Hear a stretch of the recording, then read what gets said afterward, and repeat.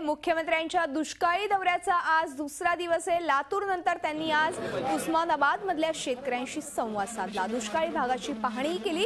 राज्यातल्या शेतकऱ्यांसाठी चारा आरक्षित केला असून कृष्णा नदीचं पाणी गोदावरीत आणणार असल्याची माहिती मुख्यमंत्र्यांनी यावेळी दिली।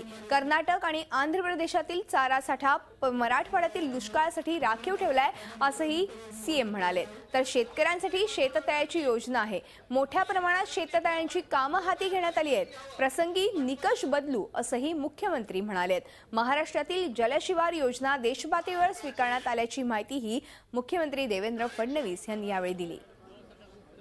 या संपूर्ण मराठवाड्यामध्ये आपण ठरवलंय की प्रत्येक शेतामध्ये शेततळ तयार करायचं, म्हणजे थोडासा जरी पाऊस आला तरी देखील आपल्याला शाश्वत सिंचन हे त्या ठिकाणी मिळणार आहे। आज आम्ही लातूर जिल्ह्यातून आलो। संपूर्ण जिल्ह्यामध्ये पूर्णपणे कोरडा जिल्हा होता। कुठे पेरण्या झाल्या नव्हत्या, जिथे पेरण्या झाल्या होत्या तिथे पिकं वाळली होती। पण अशा आपल्या एक योजनेतनं एक तयार झालेल्या शेततळ्यावर आम्ही गेलो। त्या ठिकाणी शेततळ्यामध्ये पाणी होतं। झी 24 तास रहा एक पाऊल पुढे।